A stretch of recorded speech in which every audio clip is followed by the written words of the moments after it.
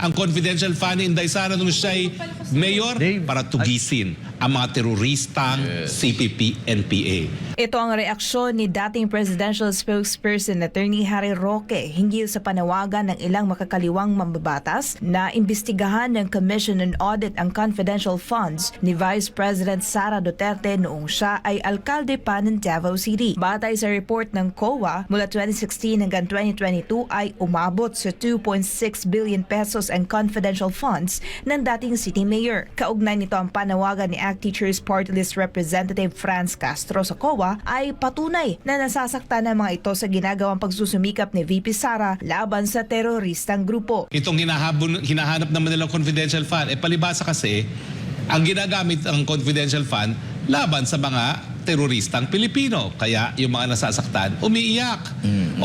Naalala nyo ba noong 2016, may malaking sumabog na bomba dyan sa Rojas Boulevard kung saan nasaan yung night market? Yes.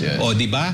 Tapos yung 2017, sumalakay ng mga NPA at talagang nag-occupy ng isang lugar dyan sa Davao City mismo. At yung buong Davao region, dyan po pinakamalakas ang mga teroristang CPP-NPA.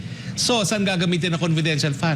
Siyempre, una-una, hindi lang pagkalap ng impormasyon kung nasa ng mga kalaban, kundi para itaas ang antas sa kabuhayan doon sa mga barangay na pinapasok ng mga terorista.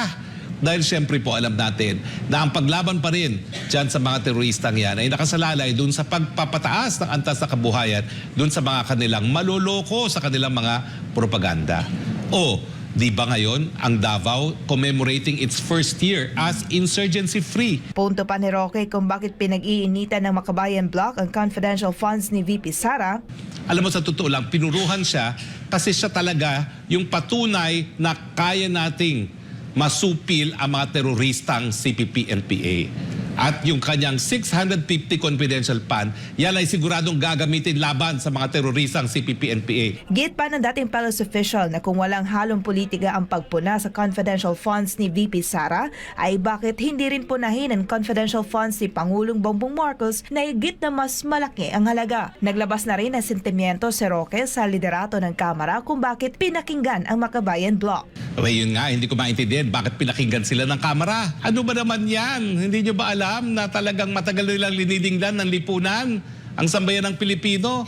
Yun lang paggamit ng dahas para magkaroon ng pagbabago. Bakit natin sila ngayon bibigyan ng suporta?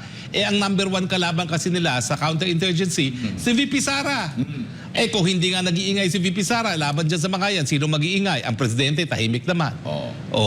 Binigay na niya yan kay VP Sara nung tinalaga niya na co-chair ng NTF-ELCAC, si VP Sara. Dapat yan, pinoprotektahan natin yung nakakabawas ng impluwensya ng mga terorista sa ating bayan. Ayan, pinakinggan natin ang mga sympathizers ng mga terorista. Ayan, ano mangyayari? Mapipilay tayo. Malaking mawawala dahil talagang tinitingalan naman ng mga Pilipino si VP Sara pagdating sa counterinsurgency kasi napatunayan nga sa Davao na po pwedeng gawin yan. At ang importante dyan, hindi lang yung pagbibigay ng kabuhayan, kung hindi yung localized peace talks na dyan po talaga nagsimula sa syudad ng Davao. So yung mga lugar na meron pa ngayong labanan, dapat i-adapt yung model na ginawa ni Inday Sara sa Davao City. Solely gate ni Roque. You cannot put down a good man. Yan po ang kasabihan. Para sa Diyos at sa Pilipinas, kung mahal, ako si Valdivina Gracia, SMNI News.